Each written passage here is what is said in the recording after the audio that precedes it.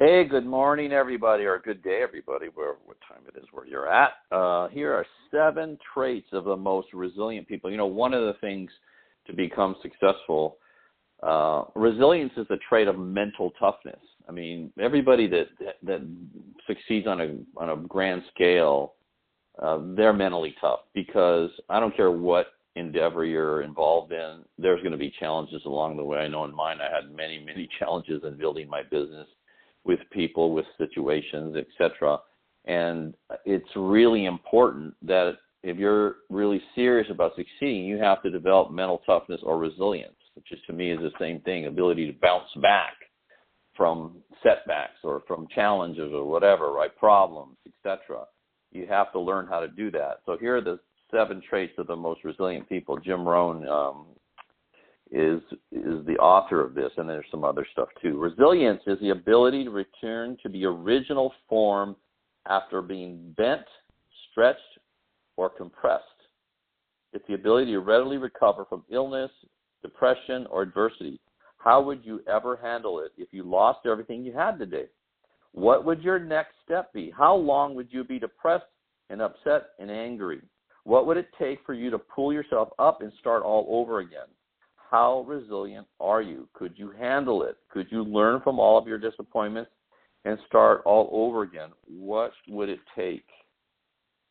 Never do again. First, it would take a lot of self-discipline. There's no question about that, because when you're feeling down or you feel, you've had a big setback or whatever, it's natural to be disappointed, and in some cases people get depressed. But the problem with depression, it paralyzes you.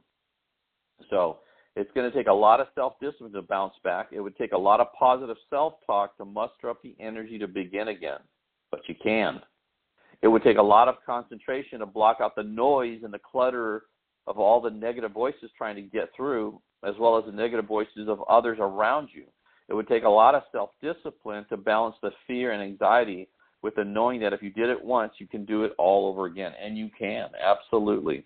We've seen this all. If you just, one of the things I read, I read a lot of biographies of successful people. I've read hundreds of biographies of successful people since I was actually a kid, since I was probably 8 or 10 years old. I used to read sports autobiographies when I was younger, and then later on, of successful people in business. But the one thing that I found that all of these biographies or autobiographies had in common, that all these people, regardless of what field they were in, whether they're an athlete or a business person, or it doesn't matter what it was, the one thing they had in common is their ability to bounce back from adversity. Every one of them had lots and lots of challenges. You think everybody had a smooth road to the top, but the reality is nobody has a smooth road to the top. Everybody has problems, right? Like right now, this Elon Musk, right, who has a Tesla brand car, he is having mega problems. Right? He's a billionaire, right? But now he's done some dumb things, it seems like. But the bottom line is he's having all kinds of issues right now. And it doesn't matter who you are. I don't know how successful you are. You're going to have problems. It's part of life. And if you're in business, things don't go up in a straight line. They go up and down, up and down, and up and down. Hopefully, mostly up. Excuse me. So you have to decide in advance how you're going to react when you have challenges, because you will have them. I guarantee it. So you have to know what your response is going to be, so that you don't get thrown off course by something that happens. You know what you're going to do. You know how you're going to focus on a solution to the issue. Whether your losses had anything to do with you or not, your future success has everything to do with you. Yep, that's right, you. A lot of self-reliance to avoid blame. What's happened has happened. You would need to get on with your life and begin again. If you lost everything tomorrow and were gathering the courage to try again, it would take a lot of self-appreciation. You need to know in your heart and mind that you have the skills, the talent, and the strength to do it one more time. And when you've worked hard to develop the skills, the talent, the knowledge, you can do it one more time. One thing that people, they can take your money, like somebody took, my business went away or whatever. I have the skill, the talent, the knowledge. I know I could recreate what I've done before. I have no doubt in my mind I could do it. I don't want to do that, but I have no doubt I can, and I no doubt that I would. So first things first, make sure you work on your skill level, your knowledge level, and being prepared, to be successful, so that if and when something happens and it goes awry, you can bounce back from it. Cultivating a resilient character turns failure into success, and a resilient person won't give up. A resilient person will, in spite of all obstacles and setbacks, keep doing it until. So there's this couple of guys. They wrote a book called The Resilient Self. Stephen Seibel-Wolin, and they list 7 characters that compose resilience. So number 1 character is a resilience requires insight. You need to develop the ability to ask yourself tough questions and answer honestly. If you had something to do with your loss, be honest and responsible. So you look back and you say, okay, what part did I play in this situation? And then you go and you work on that. That's what you do. So what part did you play?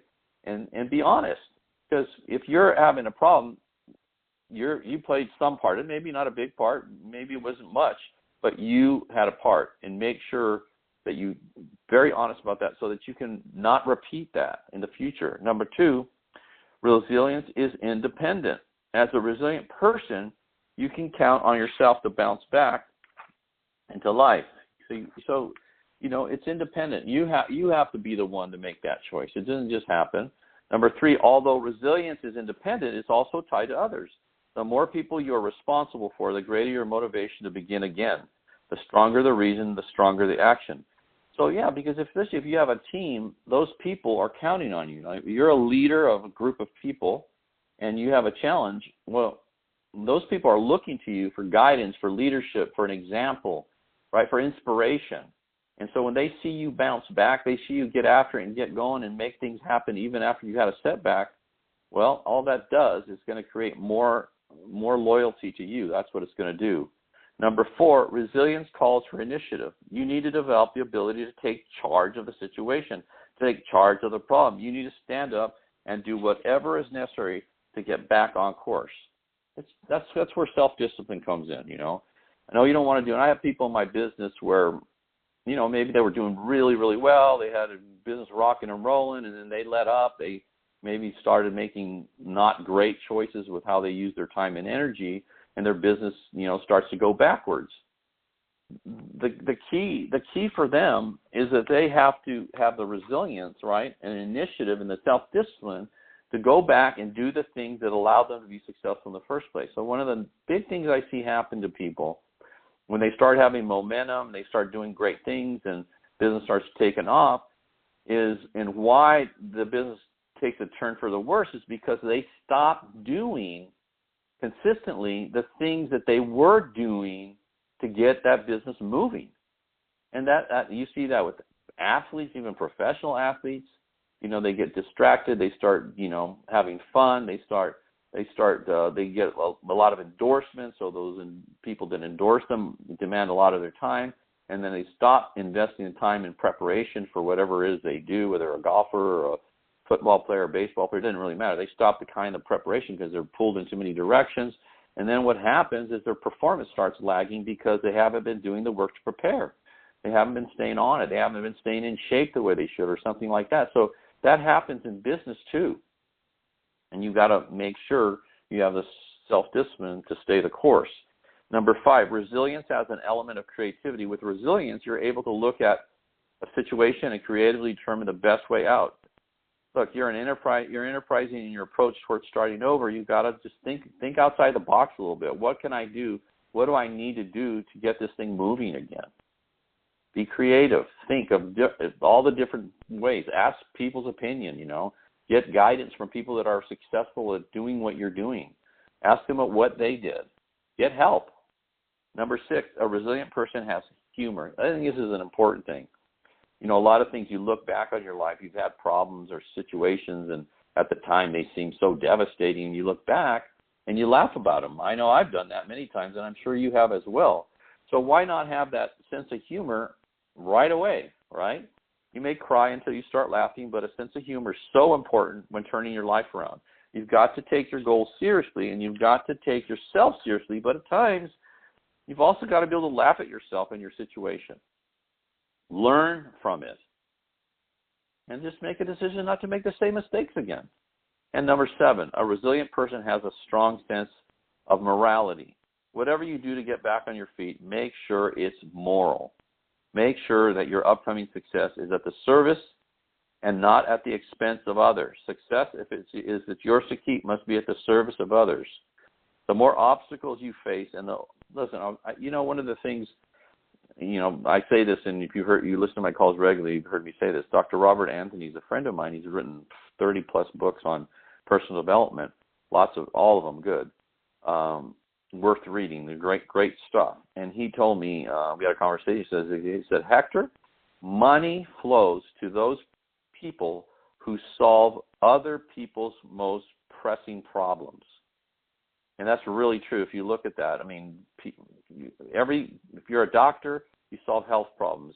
If you're a lawyer, you solve legal problems. If you're a plumber, you solve, plumbing problems. It doesn't matter. Everything, even if you have a job and you're working for somebody, it doesn't seem like you're solving a problem. I guarantee you, your employer needs somebody to do that job, so you're solving their problem. So the bottom line is, if you're focused on helping people solve their problems, morality is a non-issue. You always do the right things.